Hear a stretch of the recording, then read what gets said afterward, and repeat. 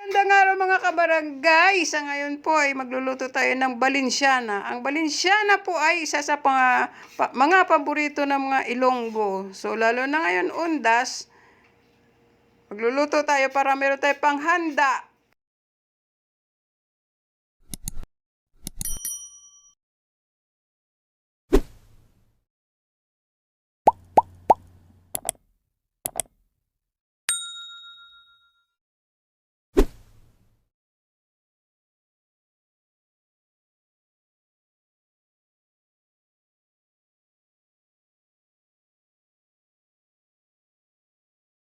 So, ayan na guys, simulan na natin. Una natin gagawin ay magpapainit tayo muna ng kawali.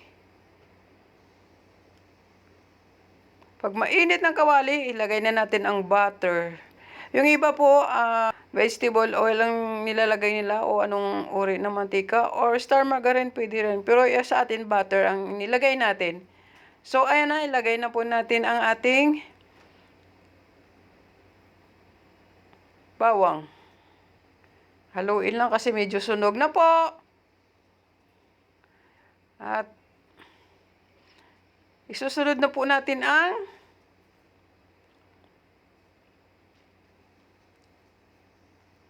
sibuyas.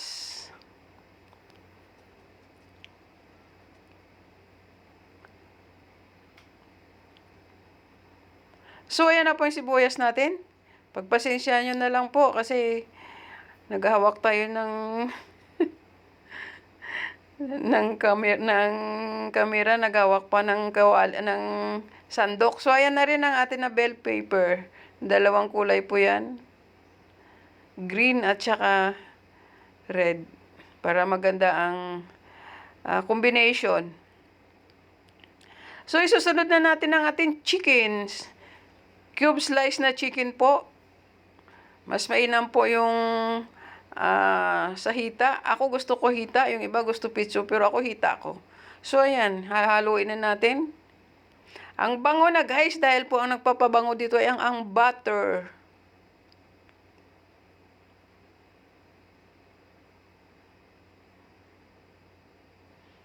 So, halo-halo lang.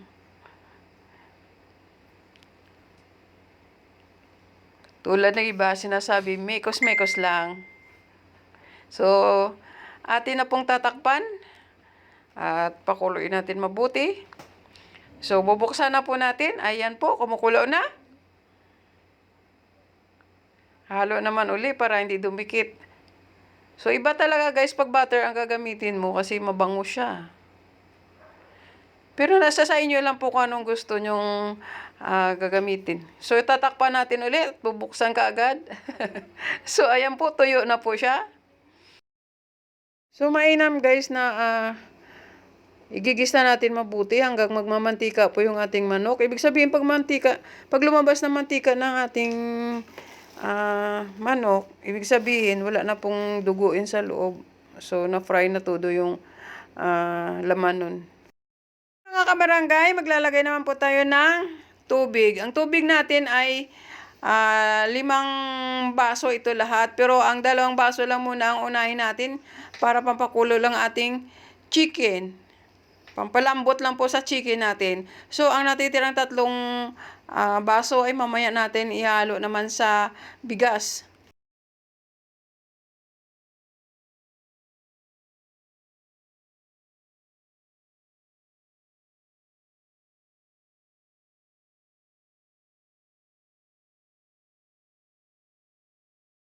So, ayan guys, kumukulo na. Hayaan muna natin na lumambot ang ating chicken.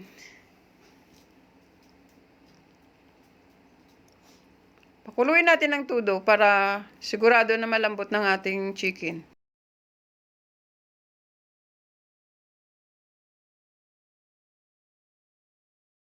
Nilalagay na natin ang ating chicken cubes para masarap. Hayaan muna natin na kumulo at lumambot ang ating chicken.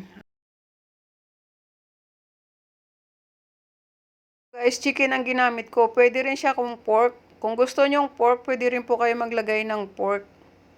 Nasa inyo po anong choices. Pwede rin hipon.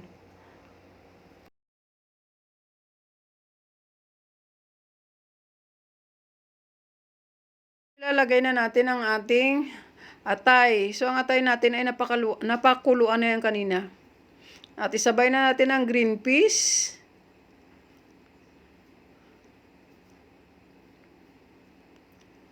Raisins.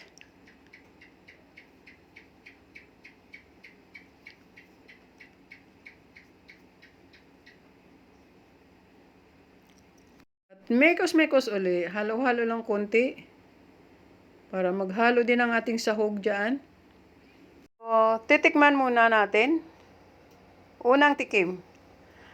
May kasabihan na bawat maglagay ng pampalasa ay titikman ka agad. Kaya rin natin ang magic sarap. Dagdag pampasarap. At kunting halo-halo uli. Pangalawang tikim. Ito, satisfied na ako sa akin timpla.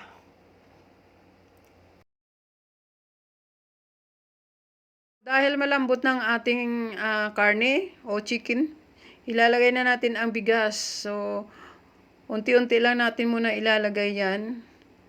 Huwag natin biglain para mabilis maghalo. So, hindi ko pala na sabi sa inyo ang ating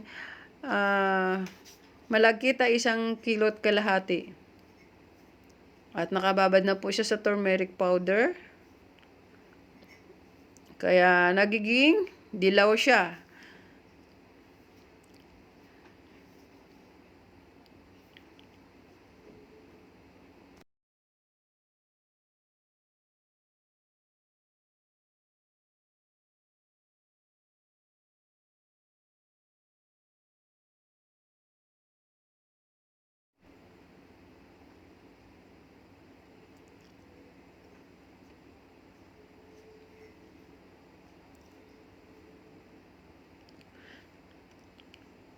So, ayan na guys. Tuloy lang ang paglagay ng bigas natin. Malagkit. Dahil nahalo na po, itudo na po natin. So, ayan na. Ayan. Haluin lang natin.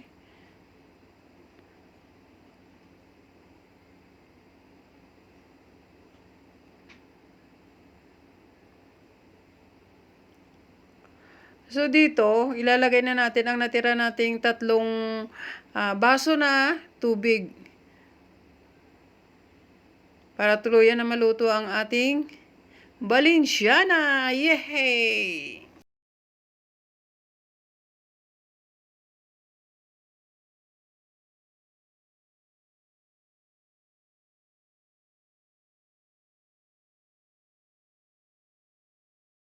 Na para ilagay na natin ang pinakahuling tubig.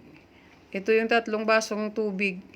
So, kung nakita nyo, ayan na po siya. Hindi siya gaano marami. Parang halos pantay lang siya para hindi magiging basa. Malamya yung ating Balenciana. So, ang Balenciana po ay isa sa napaka at pinakapaborito ng mga Ilonggo. Sa tuwing handaan, anumang okasyon, meron kaagad Balenciana.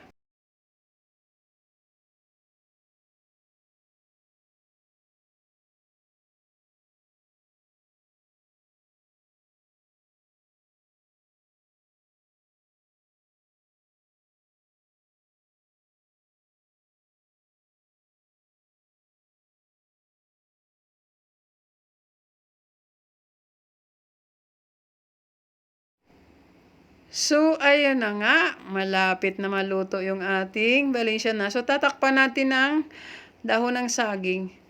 Kasi ang dahon ng saging ay nagpapamoist. Tsaka ang dahon ng saging ay nagdadagdag din ng bango sa ating niluluto.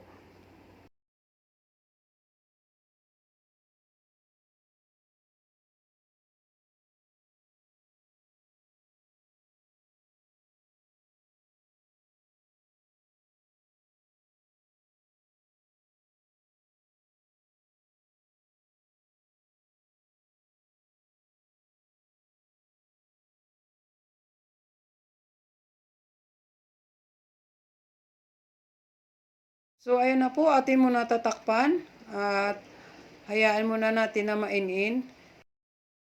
So, wag natin hayaan na tumagal siya. Kailangan na natin buksan ulit at baliktarin.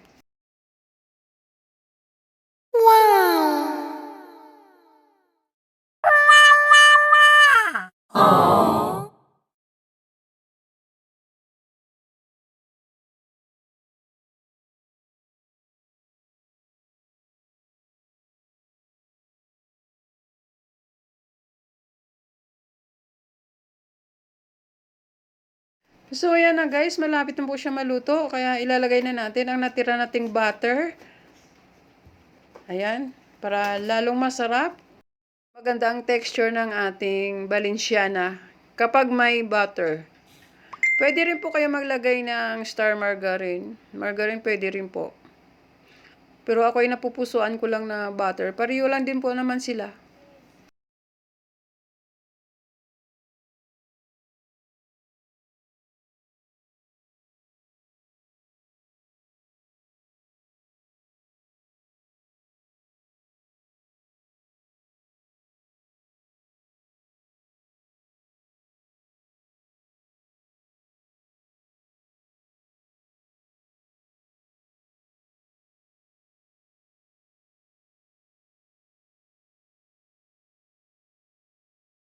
So, ayan na po yung ating Balenciana. Luto na po. Nilagyan na natin ang nilagang itlog sa taas. Parang decoration lang po yan. Nasa inyo po kung anong gusto nyo. Pero ako'y itlog ang ilalagay ko. So, ayan na guys. Salamat po sa panood sa aking video. Sana natutunan nyo rin magluto ng Balenciana. Sa hindi pa marunong dyan, pwede nyo gayahin ito.